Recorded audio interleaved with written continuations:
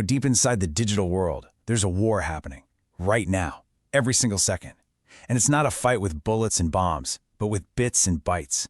Today we're going to pull back the curtain and meet the warriors locked in this never-ending battle. See, behind every firewall, behind every single line of code, there are people. Real, highly skilled operators playing this constant, high-stakes game of digital chess. So who are these players? Well, let's meet them. Okay, first you have to picture the battlefield. Imagine a landscape that's always shifting, where these unseen adversaries are constantly, relentlessly probing for a way in. This isn't some sci-fi movie. It's the daily reality of our digital world. And believe me, the stakes could not be higher. And that right there is the absolute heart of this whole conflict. See, every network, every server, every app you use, it has a crack in it somewhere. The real tension, the real race is all about who finds that crack first. This one simple truth is why we needed two very different kinds of warriors. So, let's start with the offense. These are the good guys who are paid to think like the bad guys. They're the ethical hackers, the ones whose job it is to strike first. They are the red team. Look, my philosophy is simple. To catch a hacker, you have to become one. You gotta think like them, move like them, and beat them to the punch.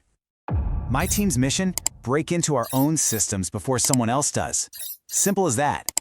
Think of us as locksmiths, but for the digital world. We're hired to test every single door, window, and secret passage in a fortress. And we use the exact same tools and tricks as real attackers. We're talking penetration testing, which is just a fancy term for a simulated cyber attack, and even social engineering, the art of tricking people into giving up access. In our game, if you're predictable, you've already lost.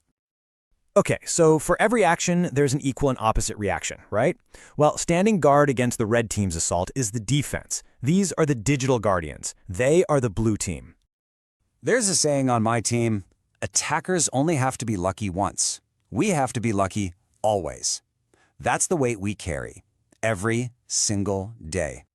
The pressure is just immense. My team, we're the guards on the castle wall. We are watching everything all the time. Our whole job is to see an attack coming, sound the alarm, and shut it down before any real damage is done. We do this through continuous monitoring, hunting for threats that might already be inside, and having a rock-solid plan for when, not if, an incident happens. Our mindset has to be just constant vigilance. So you've got an unstoppable force and an immovable object. What happens when they finally meet? Well, you get the central conflict of all of modern cybersecurity, this continuous, high-stakes game of cat and mouse. And what's so fascinating here is just how perfectly opposite their missions are. I mean, look at this. The red team's entire goal is to break in and be a ghost in the machine, right? To stay completely invisible. Meanwhile, the blue team's job is to keep them out and shine a massive spotlight on any weird activity. One side exploits flaws, the other patches them.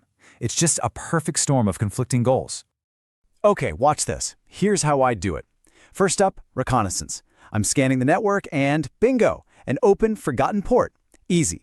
Next, I use a known vulnerability for that port software to get my foot in the door. Once I'm in, I move laterally, just quietly hopping from one machine to the next until I find the prize, that sensitive data. Then, I pull it right out. Not so fast, Rex. My SIEM would have flagged that unusual port access instantly. That triggers an automated alert, and my team is on it in seconds. We immediately isolate the compromised account, which stops your little lateral movement dead in its tracks. And then, we eradicate the threat from the system entirely. Game over. Beep. Did a human entity mention SIEM? That is an acronym for Security Information and Event Management. Query: would a simplified analogy be computationally efficient for your understanding? Affirmative. It is functionally equivalent to the network's high-tech security camera system.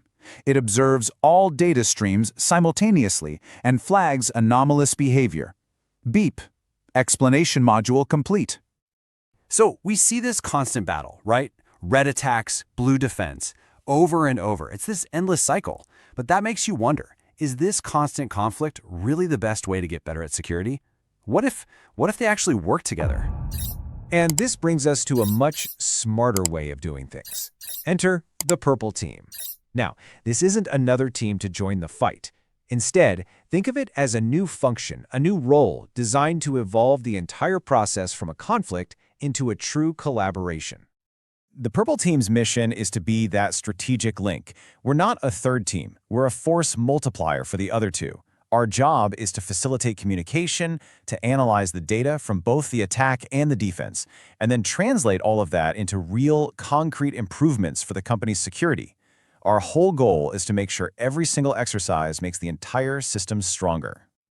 So here's how that actually works. We create a feedback loop. The red team launches a simulated attack. The blue team does their best to respond. Then, my team steps in to lead the debrief. We ask the tough questions. Hey, red team, did you get in without being seen? Why? And blue team, did you catch them? How?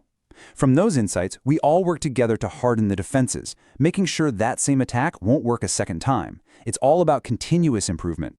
So if you take one thing away, let it be this. You've got the red team, they're your locksmiths, testing all the doors. You've got the blue team, the guards on the wall watching for intruders.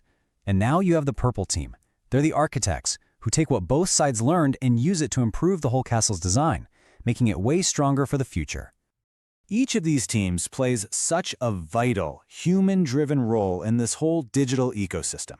But there's a new player entering the field, one that's changing all the rules. So here's the final thought I want to leave you with. What happens when the attacker or the defender isn't human anymore? Join us next time as we dive headfirst into the world of AI-driven cyber warfare.